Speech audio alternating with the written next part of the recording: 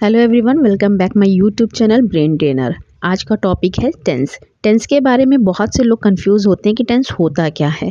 काम का पूरा होना और कितना होना ये भी साथ साथ बताता है। तो गाइज मैं आपको सिखाने वाली हूँ आज सिर्फ 30 मिनट में सभी सेंटेंस को। तो वीडियो में एंड तक आप बने रहिएगा। आपने जो 2 महीने में नहीं सीखे होंगे टेंस में, वो आज आप सीख जाएंगे। मैं आपसे प्रॉमिस करती हूँ आज 30 मिनट्स में आप सारे टेंस सीख जाएंगे। एक प्रॉमिस आप भी करेंगे, आप भी वीडियो को एंड तक देखेंगे और समझने की कोशिश करेंगे। तो चलिए शुरू करते हैं आज का टॉपिक टेंस। टेंस टेंस यानी कि काल। टेंस क्रिया का वह रूप है जो समानता किसी कार्य के होने के समय साथ ही साथ उसके जारी रहने या पूरे हो जाने की स्थिति को दर्शाता है। Tense is the form taken by the verb to indicate time, also continuous और completeness of action etcetera. Tense की इस डिफिनेशन में आप देख सकते हैं कि टाइम को ही नहीं दर्शाता, बल्कि साथ ही साथ इसके काम को भी दर्शाता है कि काम जारी है या पूरा हो चुका है। टेंस की 2 चीज़ें इंपॉर्टेंट है, पहला टाइम और दूसरा वर्क। जैसा कि आप सभी जानते हैं टाइम 3 तरह के होते हैं। पहला प्रेजेंट जो चल रहा है, दूसरा पास्ट जो बीत चुका है और तीसरा फ्यूचर जो आने वाला है। टेंस की डेफिनेशन के मुताबिक वर्क अभी हमारे पास सिर्फ 2 तरह के हैं, एक कॉन्टिन्यूअस जो जारी है और दूसरा जो परफेक्ट है, कंप्लीट हो गया है, पूरा हो गया है। जैसे वह खेल रहा है, ये काम अभी जारी है यानी कि कॉन्टिन्यूअस है। वह खेल चुका है, ये काम पूरा हो चुका है, मतलब कि ये पूरा परफेक्ट है। अब ये 2 वर्क की मदद से हम 2 वर्क और बना सकते हैं। एक वो जिसमें ये दोनों ही ना हो, ना वो कॉन्टिन्यूअस हो ना वो परफेक्ट हो, ना जारी रहा हो ना पूरा हो। तो ऐसा सेंटेंस वह खेलता है। इसमें हम ये नहीं बता सकते हैं कि वह अभी खेल रहा है या खेल चुका है। वह खेलता है, हमें बस इतना पता है कि वह खेलता है। ऐसे वर्क को हम कहते हैं इनडेफिनिट यानी कि अनिश्चित। अनिश्चित माने जो निश्चित नहीं है, डेफिनेट ना हो, काम अभी जारी है कि काम हो चुका है। अब दूसरे का वर्क हम बना सकते हैं जिसमें कॉन्टिन्यूअस भी और परफेक्ट दोनों हो। अब आप ये सोच रहे होंगे कि ऐसा कैसे हो सकता है कि काम पूरा भी हो चुका है और जारी भी है। तो यहाँ पर आपको परफेक्ट वर्ड से कंफ्यूज नहीं होना है। परफेक्ट का मतलब यहाँ पर एक फिक्स समय से है। यहाँ पर काम यानी फिक्स समय से शुरू होकर अभी तक कंटिन्यू भी है, इस बात का पता चलता है। जैसे वह सुबह से खेल रहा है, सीता 2 घंटे से खाना पका रही है। यहाँ काम यानी परफेक्ट समय से, जैसे कि 2 घंटे से या सुबह से, ये एक परफेक्ट टाइम से शुरू होकर अभी तक जारी है।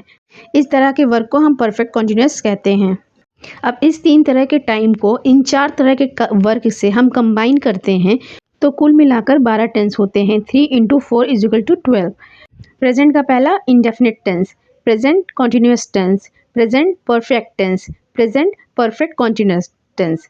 अब पास्ट का होता है past indefinite tense, past continuous tense, past perfect tense, past perfect continuous tense. Future indefinite tense, future continuous tense, future perfect tense, future perfect continuous tense.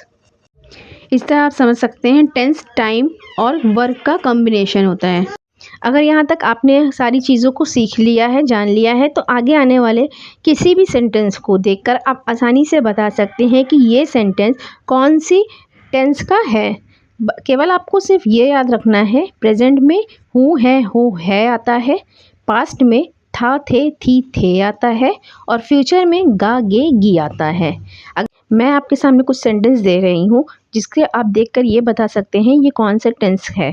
तो जैसे कि वह फुटबॉल खेल रहा है, खेलने का काम प्रेजेंट टेंस में जारी है तो इसे प्रेजेंट कॉन्टिन्यूअस टेंस कहेंगे। वह फुटबॉल खेल रहा था, खेलने का काम बीते हुए समय में जारी था तो इसलिए ये पास्ट कॉन्टिन्यूअस टेंस कहा जाएगा। वह फुटबॉल खेलता रहेगा, खेलने का काम आने वाले समय में जारी रहेगा तो इसलिए फ्यूचर कॉन्टिन्यूअस टेंस कहा जाएगा। वह फुटबॉल खेल चुका है, खेलने का काम प्रेजेंट टाइम में पूरा हो चुका है तो इसे प्रेजेंट परफेक्ट टेंस कहा जाएगा। वह फुटबॉल खेल चुका था, खेलने का काम बीते हुए समय में पूरा हो चुका था इसलिए इसे पास्ट परफेक्ट टेंस कहा जाएगा। वह फुटबॉल खेल चुका रहेगा, खेलने का काम आने वाले समय में पूरा हो चुका रहेगा, कंप्लीट रहेगा, इसीलिए फ्यूचर परफेक्ट टेंस में है। चलिए आगे देखते हैं। वह फुटबॉल खेलता है, खेलने का काम इसमें जारी है या पूरा हो चुका है, ये दोनों नहीं पता है।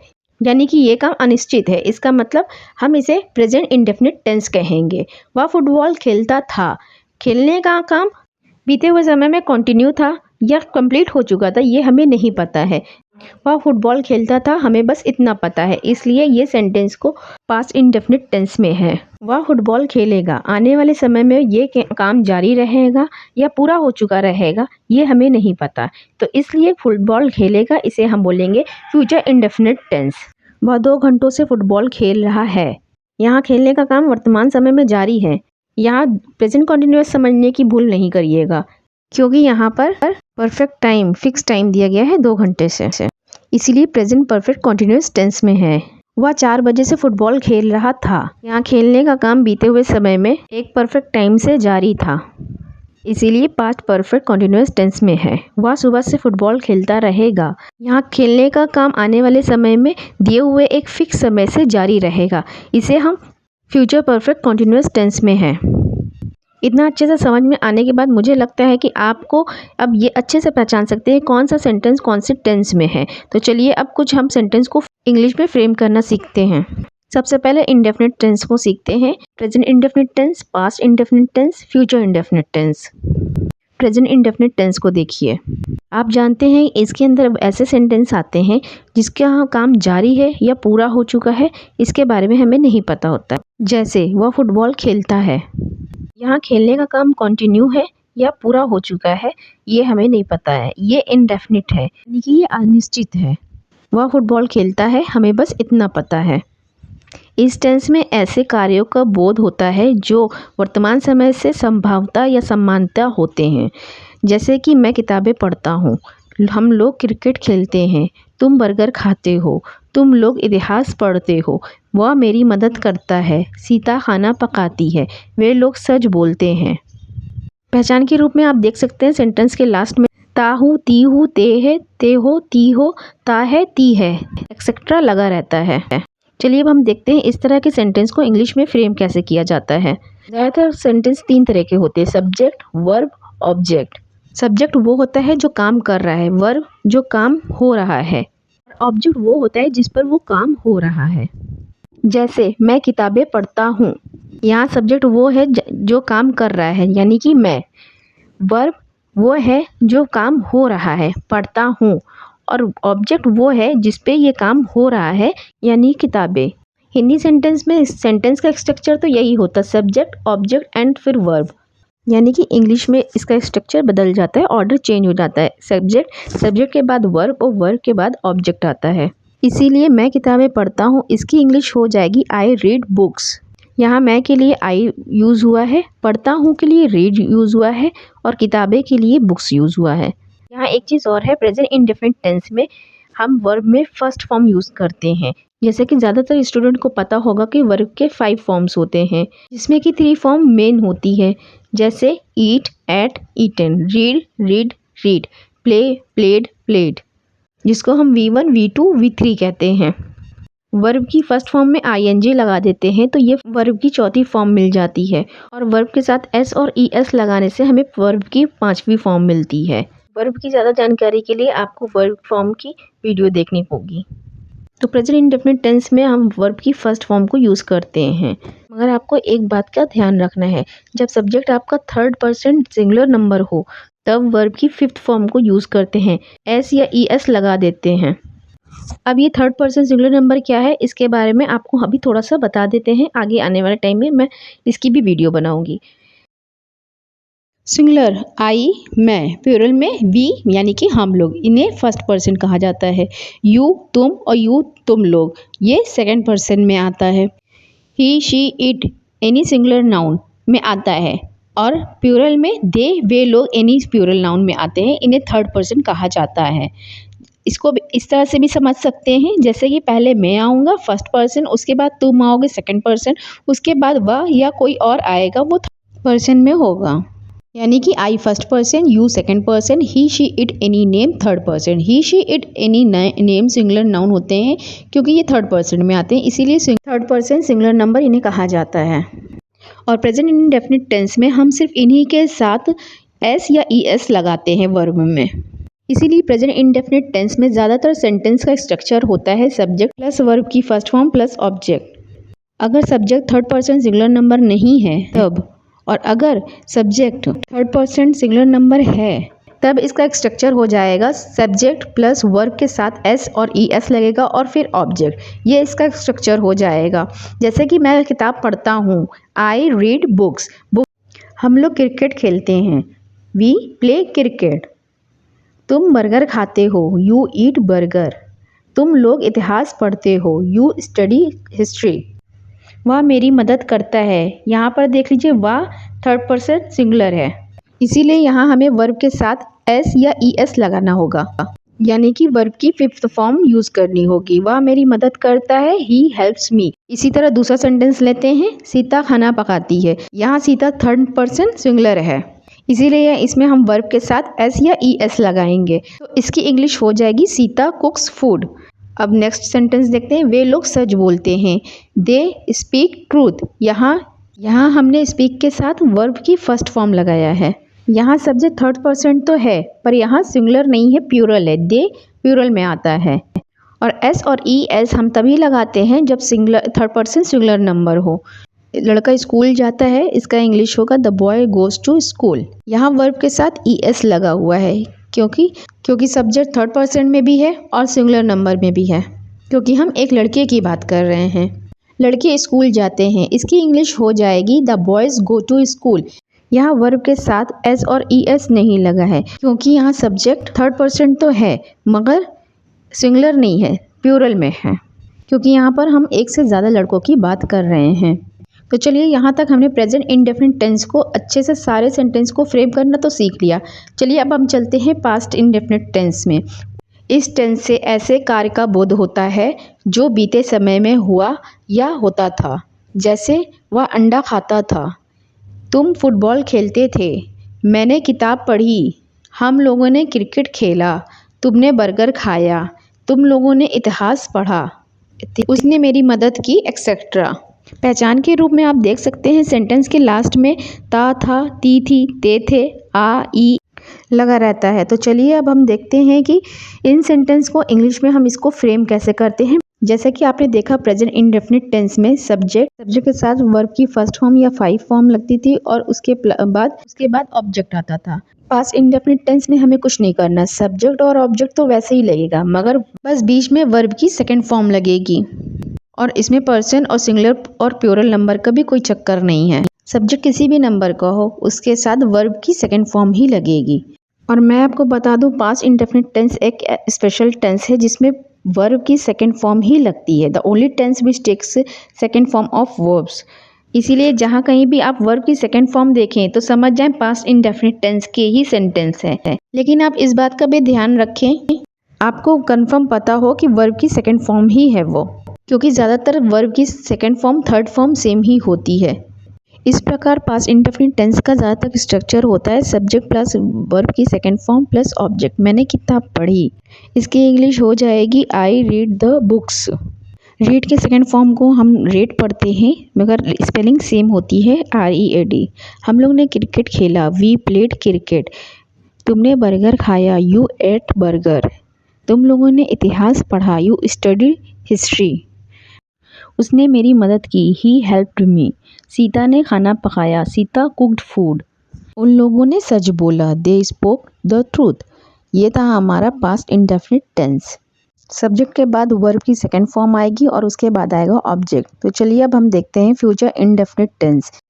इस टेंस के अंतर्गत ऐसे वाक्य आते हैं जिससे हमें ये पता चलता है कि कोई काम भविष्य के सामान्य रूप से होगा, जैसे कि मैं किताबें पढ़ूंगा, हम लोग क्रिकेट खेलेंगे, तुम बर्गर खाओगे, तुम लोग इतिहास पढ़ोगे, वे मेरी मदद करेगा, सीता खाना पकाएगी, वे लोग सच बोलेंगे। तो चलिए इस तरह के सेंटेंस को हम लोग इंग्लिश में ट्रांसलेट करना सीखते हैं।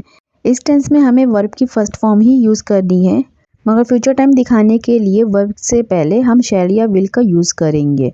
शैल एंड विल का वर्ड इसीलिए बनाया गया है फ्यूचर टेंस में यूज़ करने के लिए। फ्यूचर टेंस का कोई भी टेंस हो, इंडेफिनिट टेंस हो, कॉन्टिन्यूअस टेंस हो, परफेक्ट टेंस हो, परफेक्ट कॉन्टिन्यूअस टेंस हो, सारे टेंस में विल और शैल का ही यूज़ होगा। तो चलिए फ्यूचर इंडेफिनिट टेंस का स्ट्रक्चर देख लेते हैं। Subject plus shall and will plus verb की first form plus object. First person I और वी के साथ हम शैल का यूज़ करते हैं और बाकी सब्जेक्ट के साथ हम विल का यूज़ करते हैं।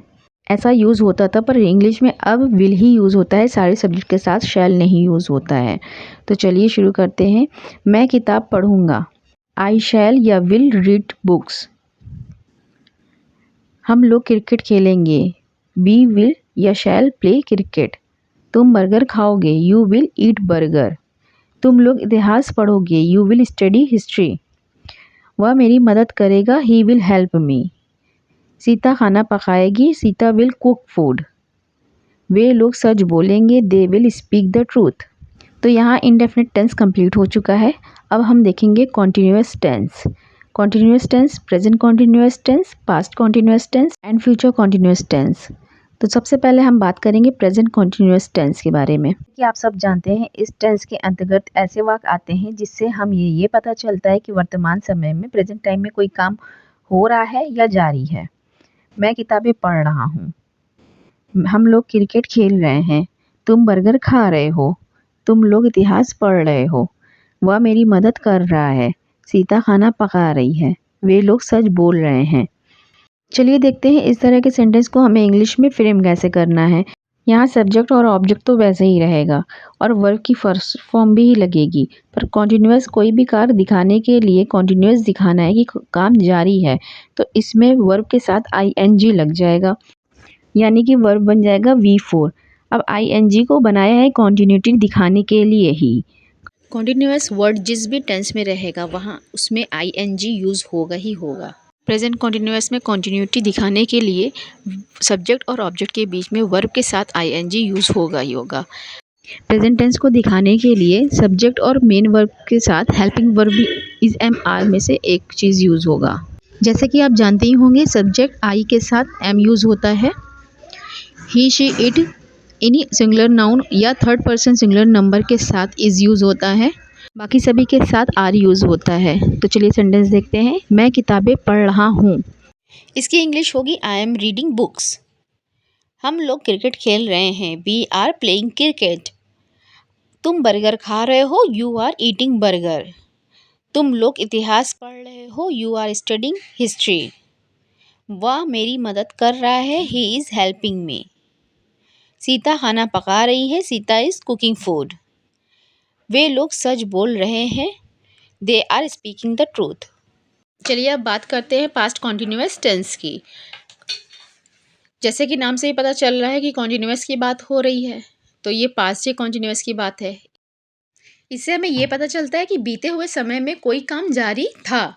जैसे मैं किताबें पढ़ रहा था, हम लोग क्रिकेट खेल रहे थे, तुम बर्गर खा रहे थे, तुम लोग इतिहास पढ़ रहे थे, वह मेरी मदद कर रहा था, सीता खाना पका रही थी, वे लोग सच बोल रहे थे, एक्सेट्रा।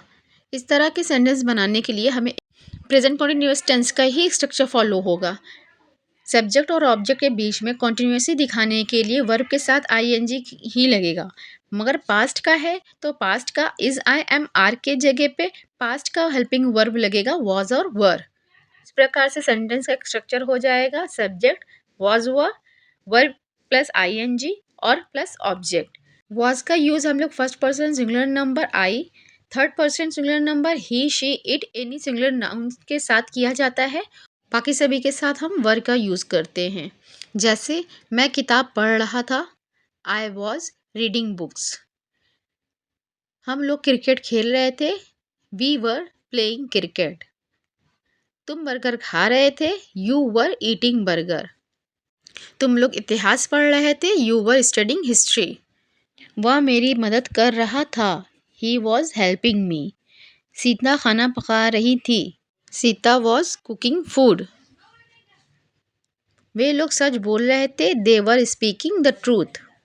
तो ये सारे सेंटेंस थे पास्ट कॉन्टिन्यूअस टेंस की। अब हम बात करते हैं फ्यूचर कॉन्टिन्यूअस टेंस की। जैसे कि नाम से ही पता चल रहा है कि फ्यूचर में कोई काम जारी रहेगा तो उसे हम फ्यूचर कॉन्टिन्यूअस टेंस कहेंगे। जैसे मैं किताब पढ़ता रहूँगा, इस सेंटेंस को ऐसे भी कह सकते हैं कि मैं किताब पढ़ रहा हूँगा। हम लोग क्रिकेट खेल रहे होंगे या हम लोग क्रिकेट खेलते रहेंगे। तुम बर्गर खाते रहोगे, तुम लोग इतिहास पढ़ रहे होगे। वह मेरी मदद करता रहेगा, सीता खाना पकाती रहेगी, वे लोग टीवी देखते रहेंगे या वे लोग टीवी देख रहे होंगे।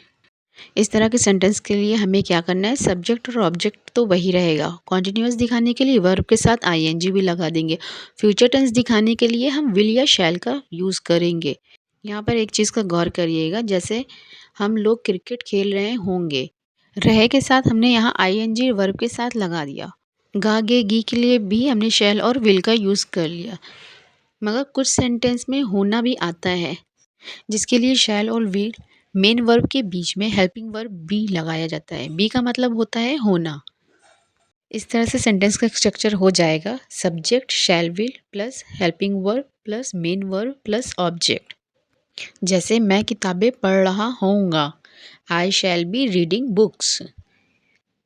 हम लोग क्रिकेट खेल रहे होंगे, we shall be playing cricket. हम बर्गर खा रहे होंगे, you will be eating burger.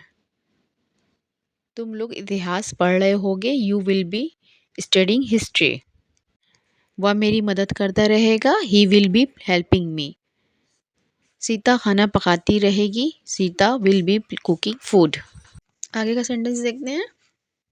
वे लोग टीवी देखते रहेंगे, they will be watching TV. तो यहाँ तक आपने कॉन्टिन्यूअस टेंस तक समझ लिया है। तो अब बात करते हैं परफेक्ट टेंसेस की, यानी कि present perfect tense, past perfect tense, future perfect tense की। सबसे पहले बात करते हैं प्रेजेंट परफेक्ट टेंस की। जैसे कि पहले भी आपको मैंने बता दिया है कि इस टेंस में जो काम पूरा हो चुका होता है उसके बारे में बताया जाता है।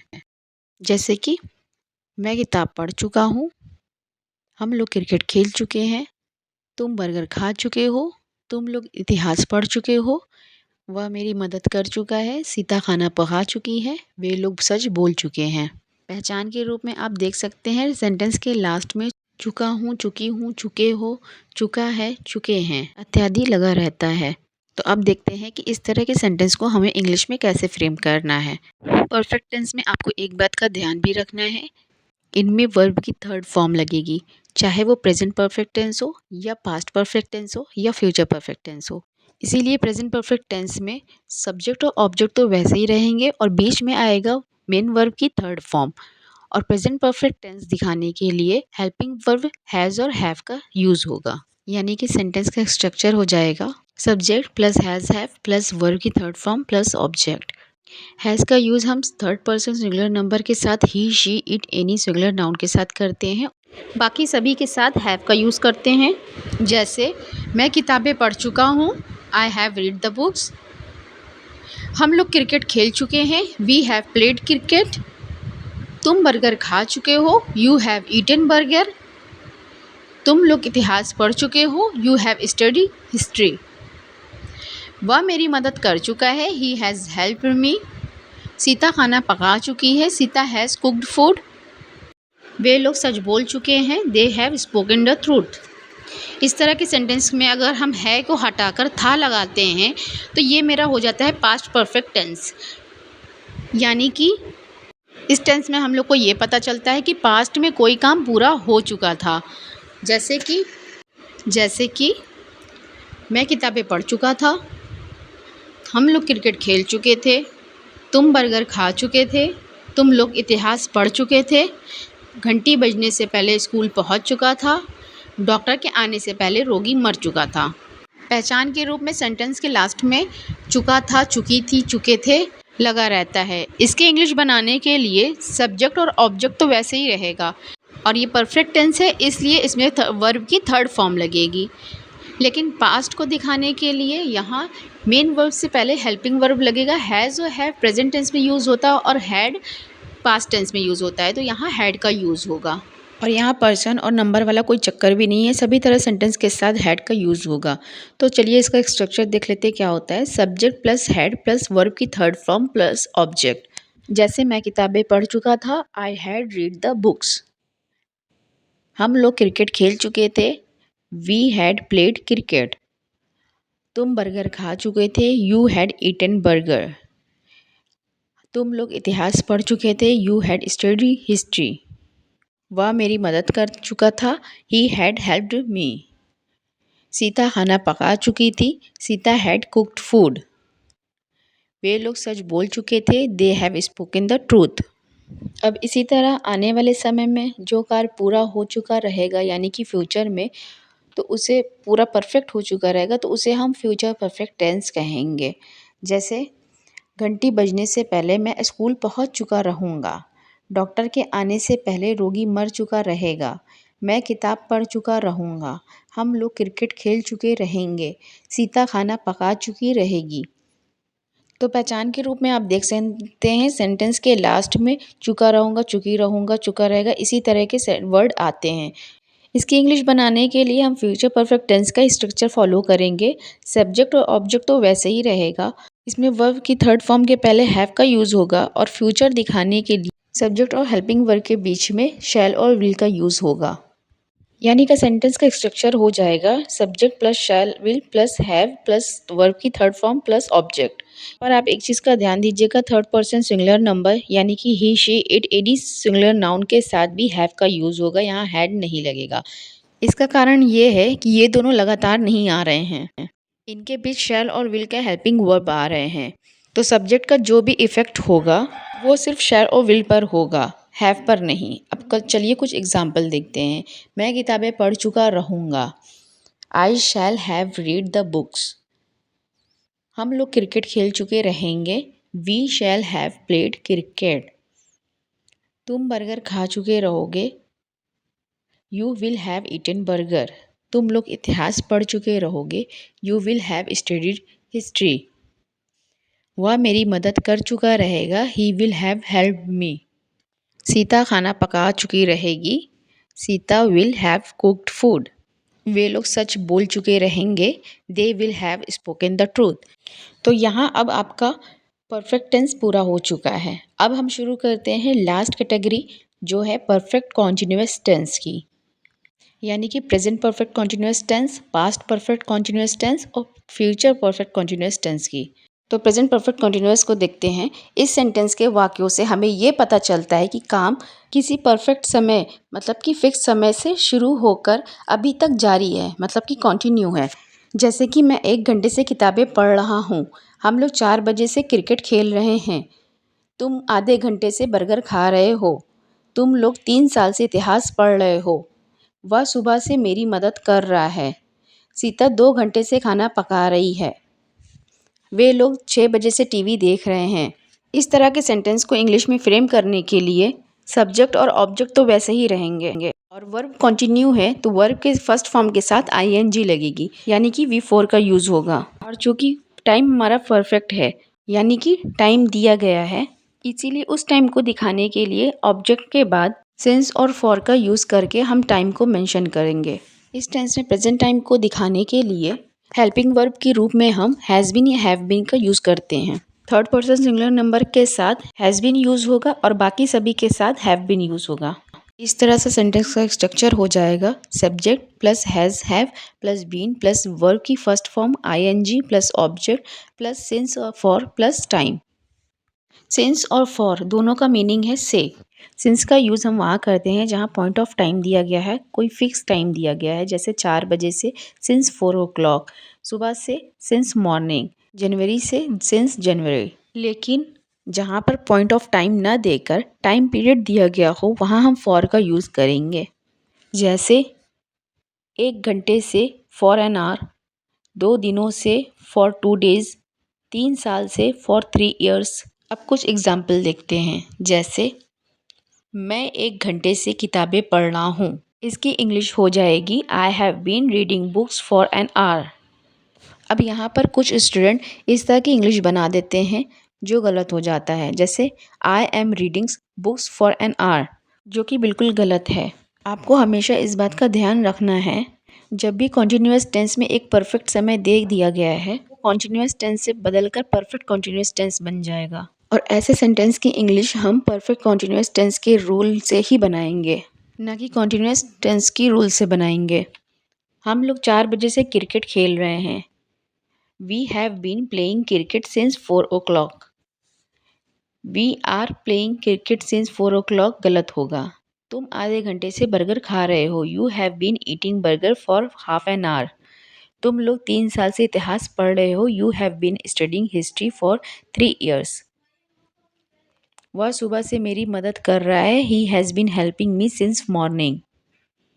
सीता 2 घंटे से खाना पका रही है। Sita has been cooking food for 2 hours।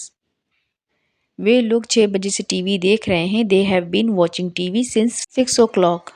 अब इसी तरह के सेंटेंस में हम है की जगह पर था लगा दें तो हमारा पास्ट परफेक्ट कॉन्टिन्यूअस टेंस बन जाएगा। और इसके स्ट्रक्चर में भी हम सिर्फ हैज़ और हैव को हटा के इसका पास्ट फॉर्म हैड लगा देंगे, यानी कि सेंटेंस का स्ट्रक्चर हो जाएगा subject plus had been plus verb की first form ING plus object plus since for plus time. जैसे मैं 1 घंटे से किताब पढ़ रहा था। I had been reading books for an hour. हम लोग 4 बजे से क्रिकेट खेल रहे थे। We had been playing cricket since 4 o'clock। तुम आधे घंटे से बर्गर खा रहे थे। You had been eating burger for half an hour. तुम लोग 3 साल से इतिहास पढ़ रहे थे। You had been studying history 3 years। वह सुबह से मेरी मदद कर रहा था। He had been helping me since morning. Sita 2 घंटे से खाना पका रही थी। Sita had been cooking food for 2 hours। वे लोग 6 बजे से टीवी देख रहे थे। They have been watching TV since 6 o'clock। इसी तरह से कोई काम फ्यूचर में किसी परफेक्ट यानी कि फिक्स समय से जारी रहेगा तो उसे हम कहेंगे फ्यूचर परफेक्ट कॉन्टिन्यूअस टेंस। जैसे मैं 1 घंटे से किताबें पढ़ता रहूँगा। हम लोग 4 बजे से क्रिकेट खेलते रहेंगे। तुम आधे घंटे से बर्गर खाते रहोगे। तुम 3 साल से इतिहास पढ़ते रहोगे। वह सुबह से मेरी मदद करता रहेगा। सीता 2 घंटे से खाना पकाती रहेगी। वे लोग 6 बजे से टीवी देखते रहेंगे। इस तरह के सेंटेंस को इंग्लिश में फ्रेम करने के लिए चलिए उसका एक स्ट्रक्चर देख लेते हैं। सब्जेक्ट के बाद शैल और विल का यूज़ होगा क्योंकि फ्यूचर परफेक्ट टेंस है। उसके बाद प्रेजेंट परफेक्ट कॉन्टिन्यूअस टेंस का पूरा स्ट्रक्चर सेम रहेगा और केवल इसमें हैज़ और हैव की जगह पे सिर्फ हैव का यूज़ होगा। सब्जेक्ट और हैव के बीच में शैल और विल आ रहा है, इसलिए सब्जेक्ट का इफेक्ट शैल और विल पर होगा, हैव पर नहीं। इस तरह से इस टेंस का इस सेंटेंस का स्ट्रक्चर हो जाएगा subject shall will plus have been plus verb की ING plus object plus since for plus time. जैसे मैं 1 घंटे से किताबें पढ़ता रहूँगा। I shall have been reading books for an hour. यहाँ शैल की जगह पे विल भी लग सकता है। हम लोग 4 बजे से क्रिकेट खेलते रहेंगे। We shall have been playing cricket since 4 o'clock। तुम आधे घंटे से बर्गर खाते रहोगे। You will have been eating burger for half an hour. तुम लोग 3 साल से इतिहास पढ़ते रहोगे। You will have been studying history for 3 years। वह सुबह से मेरी मदद करता रहेगा। He will have been helping me since morning. Sita 2 घंटे से खाना पकाती रहेगी। Sita will have been cooking food for 2 hours। यहाँ ध्यान दीजिए ही और सीता के साथ भी हैज़ का नहीं हैव का यूज़ हो रहा है। इसकी वजह मैं आपको पहले बता चुकी हूँ। अब आगे देखते हैं। वे लोग 6 बजे से टीवी देखते रहेंगे। They will have been watching TV since 6 o'clock। तो ये थे टेंस के 12 टेंसेस के कॉन्सेप्ट जो आपको अभी तक समझ में आ गया होगा। और जो टेंस आपको समझ में नहीं आया होगा उसको फिर से वीडियो देखकर आपको मेरी वीडियो पसंद आई हो तो आप मेरे चैनल को सब्सक्राइब कर लीजिए, वीडियो को लाइक कर दीजिए और शेयर कर दीजिएगा।